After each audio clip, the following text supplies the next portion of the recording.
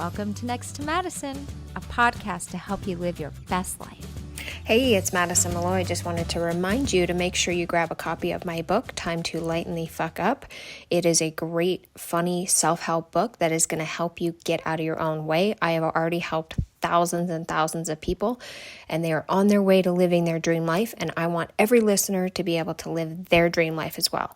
So grab a copy of the book on Amazon, Barnes & Noble, or even the audiobook on Audible. Now back to the show. Hey, welcome back to another episode of Next to Madison. I am Madison Malloy. Nobody is next to me today. This is a very special episode. I wanted to jump on here and talk about perception. This is such a key word, topic, whatever you want to call it, point of view. It's perception is how you choose to see life, right? Like two people will look at something identical and they'll see something different. One will see the glass half full, the other one will see a glass half empty. How we choose to see things can really dictate the results that we see in our lives. So when you find yourself going towards the negative, when you look at something or a situation in your life, try to start training yourself to see the positive situation in it.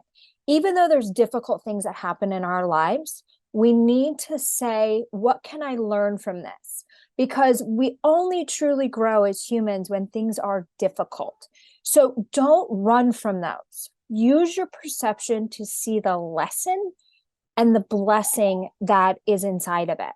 So perception is key. So especially like we are not far away from Christmas, and I can't believe it. I can't believe this year is almost over.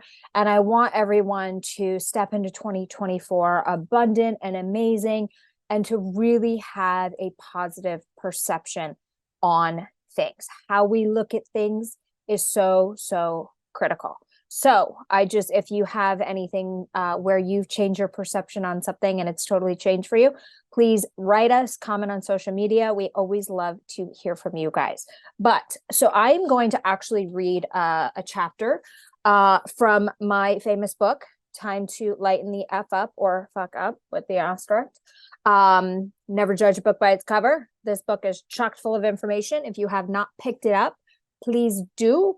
I want to make sure everybody's stepping into an abundant, amazing 2024. And this gift is a perfect, fun, humorous, light read. So I'm just going to go through and I'm going to read chapter 5 because it covers a little bit about perception, which is so key. And it's how you view life. So chapter 5 in Time to Lighten the F Up by your host, Madison Malloy. Time to create your new amazing reality. Perception, perfection. Perception is such a basic tenet of experience that all self-help books seem to bring it up. And the concept is basic, as I said before. How you choose to perceive your life is how you will experience it. Let me repeat that again. It's not repeated in the book, but it's worth repeating. How you choose to perceive your life is how you will experience it. Two people see the same painting, movie, advertisement, sunrise, event, party, sexual partner, just fill in the blank, and interpret it differently because they're coming at it with two different brains built from two different lives. But the kick-ass thing about perception is that it's malleable, flexible. It's the modeling clay of experience. If your perceptions are skewed, you'll create obstacles for yourself. Changing your perception is one of the easiest, quickest ways you can start knocking those obstacles out of your way. And you don't even have to trick yourself. This is one of those methods that is obvious and available to anyone who is willing to do it. Sure, it takes a little practice, but once you've gotten in the habit of spinning your experiences towards the positive end of the dial, you'll feel the benefits fast and you'll want to keep doing it. Maybe there's someone you're interested in romantically.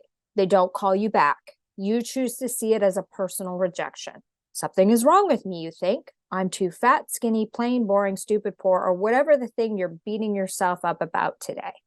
Or you don't get a job. Oh shit, I'm so stupid and nervous and my resume sucks and I always screw up interviews. Can you perceive this differently? Like, never mind, it just wasn't a good fit for me. Now the path is clear to get what is right for me. I've heard this from countless successful actors who are good looking and business people who are brilliant and savvy. Yes, they get rejected too. They tell me, I don't worry about what I don't get because then I know it's not for me. Whatever is meant for me, I'm going to get. They're not discouraged when someone beats them out of a role, a deal, or a position.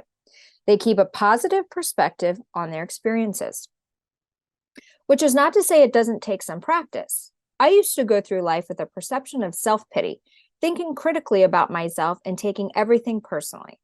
Rejection sucks because so much of the time we don't know the reasons for it. All we know is that we were rejected, and our logic tells us it had to be me because we have no idea what else was happening. So it becomes personal and demoralizing. But until you can get into the head, life, and experience of the person who rejected you, you can't actually know anything. We don't have time to list all the reasons why rejection might come your way. You can take the blame completely onto yourself when there are infinite other possible reasons why you weren't a good fit.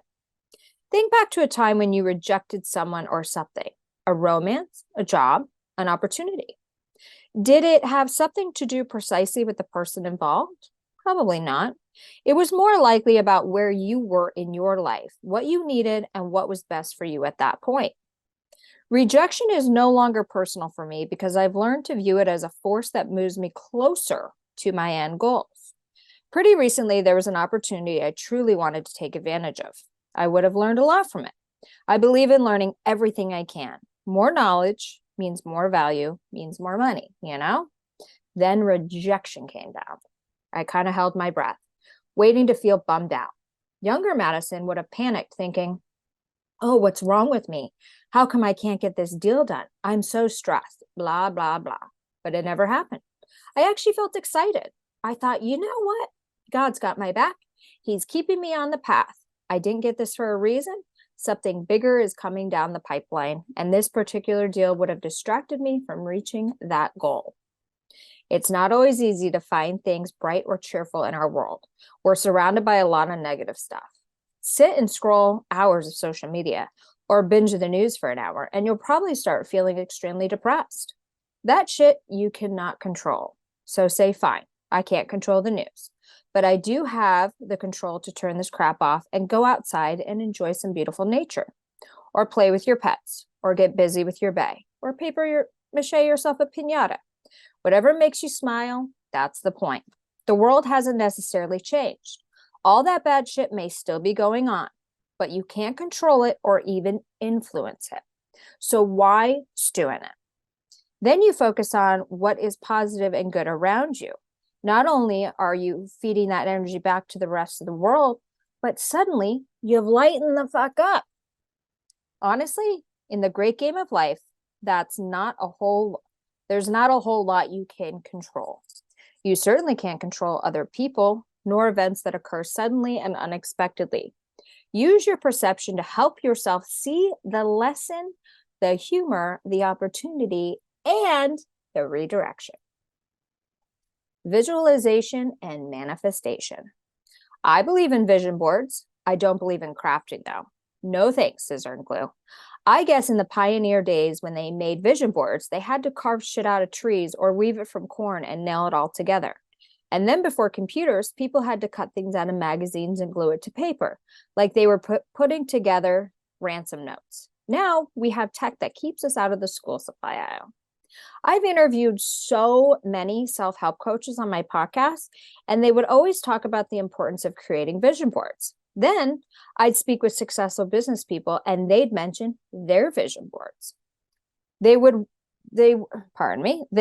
talk about other things, but vision boards seem to always come up. I did one of those poster board vision boards years ago, and now it was time for an update. I built my most recent vision board into a PowerPoint, so I can scroll through the images on my computer, then upload it. This way, I can update it easily anytime I want.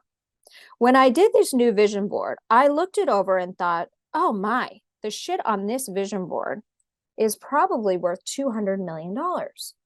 10 years ago, I would have thought, I'm not living on the same planet as everyone else. This ain't reality. But having these things no longer sounded crazy to me.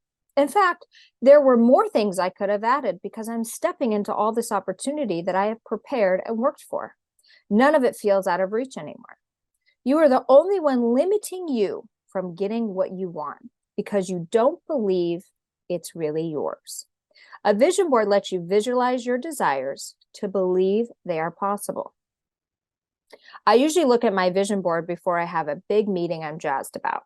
I spend 5 minutes before the meeting staring at my vision board to get myself excited about what's coming. I look at my future home, my future vacation home, my future family, my future awards, and I think, yes, this is my life. I am ready to step into this opportunity. Every time I look at this vision board, I get this massive dose of positivity because I know I'm getting closer to obtaining those things. This leads us into manifestation. You know by now that I believe in the power of God. I can't see him, but I have faith that he is there. This is how you must be with the things that you want from your life. You may not be able to see the 1 million or the 10 million or the 100 million in the bank account, but you must believe that it's going to get there. And suddenly the universe says, looks like they're ready for success.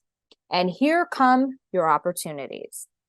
It took me so many years to drill this idea of visualization/manifestation into my head because I had all these other blocks in my life, not to mention the fact that I was stubborn. The following exercise is one that I learned to practice. Yours won't be exactly the same, but I hope you'll get the idea. First, put on some beautiful music, something that inspires you. Then quiet your mind and picture your dream life playing out like a movie. Picture yourself perhaps 10 years in the future. You can also voice record yourself over soft music so you can play it back as it walks you through your manifestation. An example of a voice recording you could do would be, you just found out that you have the money to buy your dream home. You are in the car with the realtor and they are driving you to visit some homes. What does that car look like, feel like, smell like? What are you wearing? How do you feel? You pull up to the home. What does it look like? Where is it located? You walk into the house. How does it smell? How is it laid out? Walk yourself through this home, taking your time exploring each room. Now walk to the backyard. What does it look like? Really concentrate on all the detail. Now, walk into the kitchen. The realtor tells you how much the house is. You smile, knowing you can afford to pay cash. You pull out your checkbook and write the check. Notice how you feel, knowing the house is all yours. You can also do this with anything you want to manifest, whether it's a new job, the perfect partner, a dream vacation. Really have fun with this. This is an important aspect in order to manifest. Keep your visualization in the present tense. Don't say, I wish, I want, I hope. Keep it in the right now, like this. I am making a difference in people's lives. I am married to my best friend. I am innovating in my field. I am making X dollars a year. I am traveling everywhere I want to go. I am happy with my life. Believe these things like they are already true, and you'll walk around with your shoulders straight and your head held high. You are confident, but not cocky. You know who you are, and the things are happening for you. When people meet you, they will know it too. I know it seems weird to run around saying to yourself, I am rich, when your bank account might not reflect that yet. But you must believe before you can receive. The first time I tried to grasp this concept, I kept thinking, I better not say these things out loud or someone is going to throw my ass into a mental institution. When I first learned about the law of attraction, I thought, what the fuck? I'm supposed to walk around like I can afford all this shit? Well, yeah, but keep it to yourself so people don't think you're nuts. And don't use it as an excuse to make dumb decisions. Until you really have the money, don't buy the Ferrari. It's about living with the mindset that your Ferrari or whatever is within your reach so that you can easily see, access, and receive all the ways to get it. No one needs to know your visualizations but you. Trust me, it works. Another tool I like to use to manifest/visualize is right before bed. Everyone has a little brainstorm when they lay their head down at night. So next time you're getting ready to drift off to sleep, visualize and elevate yourself in your mind. See yourself in that home, that job, that relationship. Believe that it is possible for you. Visualize yourself meeting the person you would love to work with, be it Steven Spielberg, Elon Musk, or Paul McCartney, or even Warren Buffett. Really imagine the encounter. How would you act? Be realistic. Would your palms be sweaty? Would you feel nervous? Trip over your words? Jiggle your knees? And if so, what could you do to change that? And imagine yourself changing it. Imagine the nerves and the intimidation fading away. Picture what you want from this person: mentorship, partnership, or maybe just a pic for your Instagram. Visualize building a rapport, making a great pitch, shaking hands, and having a laugh together. Until you see it all working perfectly, you are in effect telling the universe that you are ready to meet this person. Why don't you meditate? When people suggest I meditate, I just want to tell them to back off. Okay, yeah, it's a little harsh. It's nothing personal. If you can quiet your mind for a half an hour and focus on nothingness, I applaud you. I can't. It's hard, it's boring, and it just doesn't seem to work for me. That does not mean, however, that I don't know the benefit of calming and centering myself. Everyone should figure out their own best method for grounding themselves in the now and calming their mind so they can keep their head literally and figuratively. I just must do it in a quick and easy way. What has worked for me and might for you as well is breathing in slowly for 8 seconds, really focusing on my breath. I then hold it for another 8 seconds and then breathe out for 8 seconds. I do this as many times as I need to feel calm and centered. Another thing that is important, and one of the key benefits of meditating, is being able to become more responsive than reactive. When something bothers you, hurts you, enrages you, take a deep breath and pause. This will allow you to be more responsive instead of just reacting in a way that you might regret. This is a fantastic way to tell your central nervous system that you're not in danger, so all those panicking hormones rushing to your defense can check themselves. You can reset your thoughts. Face it, while you're holding your breath, you're probably not thinking about much else. And yes, seconds do matter. A few seconds can keep you from saying something stupid, from hurting someone's feelings, and making an ass of yourself. It can give you time to think, time to come up with a response, time to make a plan of action. Taking a long, deep breath is the on-the-spot equivalent of wait until the morning to send that angry email, because you never want to send that angry email until you've had a chance to think it over. If you, like me, have trouble with meditation, allow me to suggest the following relaxation regimen. Madison's toilet time relaxation exercise. People discount toilet time when it's actually a valuable part of your life. You're ridding your body of toxins and performing a satisfying biological act that almost always makes you feel better. So, while you're already there, doing good things for yourself, take that time to do a whole body/mind reset. 1, start with some deep breathing exercises. What? It's not like anyone's going to bother you. Think about things you're grateful for. Oh, look, plenty of toilet paper. If there's not a line waiting outside the door, you can even get in a quick 20 squats.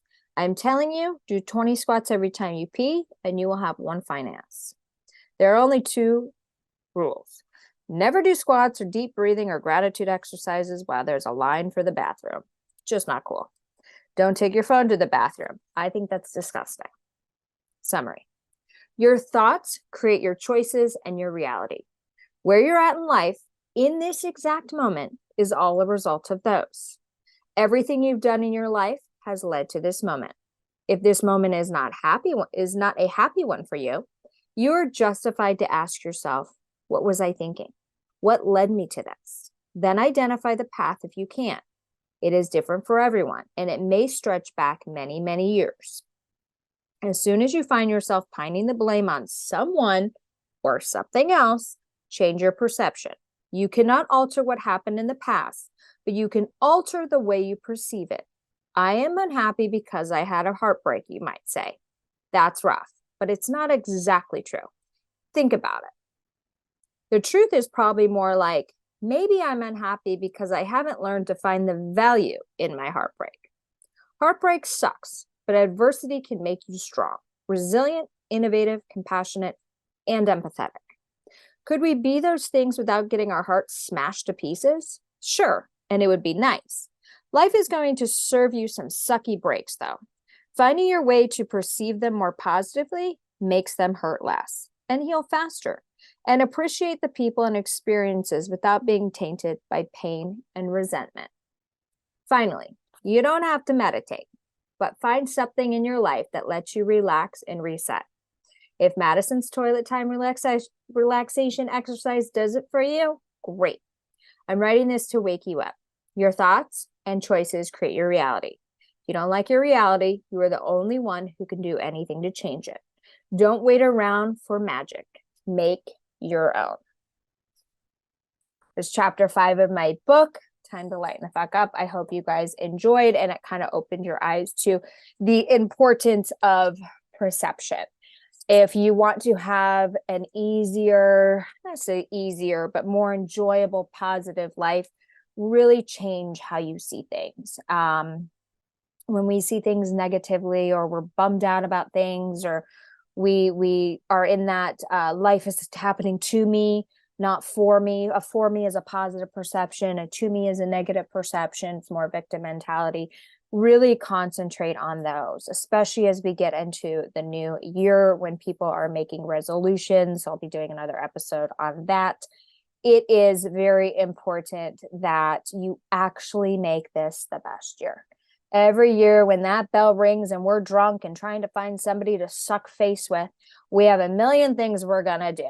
And by the 7th, usually half of those things have already vanished. So I encourage you guys to really put perception, positive perception, on your list. But we'll come back more for the New Year's episode for that. But make sure to grab a copy of my book. Again, never judge a book by its cover. My book is a prime example of that. It is chock full with great information that's going to help you get out of your own way. I have a lot of funny stories in here about the time I saw a limp dick for the first time. You don't see those when you're in college because erections pop up when the wind blows. You know what I mean? Now that I'm older, I've seen some. But anyways, that's a story for another day. So I encourage you all to have a positive outlook on life, even if it seems shitty at the time. Try to see the lessons in it. We only grow in the difficult times. We're growing all the time, but the way to really grow is to break through and triumph through those times. And don't forget, if you're in a stall, hey, and for those of you who work corporate jobs, great thing you can do, you just need to get away from your coworkers or get a break. Yeah, go into the bathroom. Go do 20 squats. I'm telling you, you'll thank me later. Anyways, I thank all of you for tuning into my podcast, for sharing it, for subscribing. If you haven't, please do. If you guys could grant me the greatest Christmas wish in the world, it would be to purchase my book, as some of the proceeds of the book are actually going to a mental health charity to help give back on their amazing research that they're doing to help people that are suffering. So every book I sell allows me to give more back to mental health charities that are doing amazing, amazing work. Buy my book. Also share my podcast with your friends and family. We had to update our RSS feed not too long ago. We had something go on with searching networks, and people had to kind of resubscribe. So if I could get your guys' help to make sure you share that, to help spread the word so we can keep the positivity and the learning going.